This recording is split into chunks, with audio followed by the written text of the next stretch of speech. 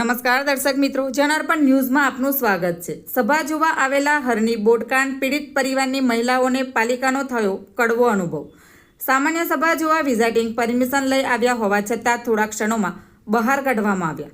બંને મહિલાએ અગાઉ મુખ્યમંત્રીના કાર્યક્રમમાં સીધો સવાલ પૂછ્યો હતો।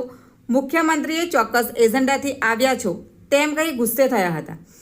એ જ પરિવારોના કારણે તેઓને થોડા ક્ષણોમાં બહાર કાઢ્યા હોવાની ચર્ચા। હરની બોટકાંડ પીડિત પરિવારની મહિલાનો આક્ષેપ, હરની બોટકાંડના આરોપીઓને સત્તા પક્ષ ખોળામાં બેસાડે છે। મેયરના કહેવાથી આ કરવામાં આવ્યું હોવાના આક્ષેપ કરતા વોર્ડ નંબર 15ના મ્યુનિસિપલ કાઉન્સિલર આશિષ જોશીએ પોલીસ પર સત્તા પક્ષની પડખે ઊભા રહેવાના આક્ષેપ કર્યા। સત્તાના દુરુપયોગ કર્યા હોવાના વોર્ડ નંબર 15ના મ્યુનિસિપલ કાઉન્સિલરના આક્ષેપ। શહેર પોલીસ એસીપી સી ડિવિઝને આપ્યું નિવેદન। પ્રજા માટે તમામ સરકારી ઓફિસો ખુલ્લી છે। વડોદરા મહાનગરપાલિકાની વડી કચેરી ખાતે ચૂંટાયેલા પ્રતિનિધિઓની સુરક્ષાને લઈને પોલીસ તૈનાત કરી। Bureau report, જનાર્પણ news. આવા જ નવા સમાચાર જોવા માટે જોડાઈને રહો જનાર્પણ ન્યૂઝ સાથે। અમારી ચેનલને લાઇક કરો, શેર કરો, સબસ્ક્રાઇબ કરો। ધન્યવાદ।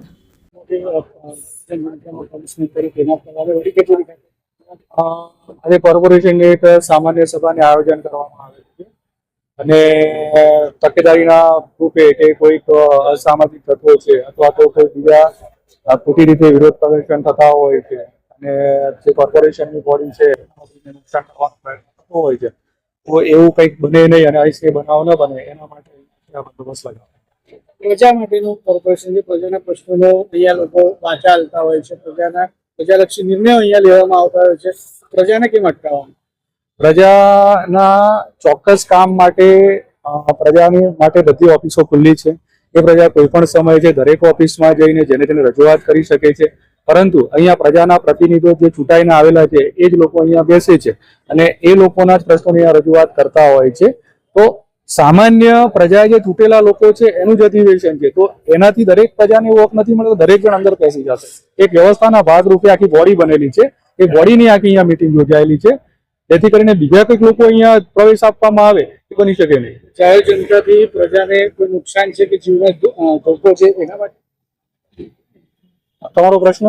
જાહેર જનતાથી પ્રજાલક્ષી ચૂંટાયેલા પ્રતિનિધિઓ એમના જીવને ચૂંટાયેલા પ્રતિનિધિઓ છે લોકો દ્વારા ચૂંટીને આવેલા છે, ધોકો છે એટલે નહીં દરેક વ્યક્તિને અહીંયા આપણે જવા દઈશું કે અહીંની સિક્યુરિટી એમને એલાવ કરશે, તો એક વ્યવસ્થાના ભાગરૂપે છે, વ્યવસ્થાના ભાગરૂપે કોઈને જોખમ તો કોઈને નથી, વ્યવસ્થાના ભાગરૂપે છે કે જે લોકો પોતાનું જે ડિસ્ટ્રક્શન કરે છે, પ્રજાના પ્રશ્નો છે પોતાની રજૂઆત કરી શકે, એના માટે બીજા લોકોને અહીંયા જે તે સમય માટે અટકાવવામાં આવતા હોય।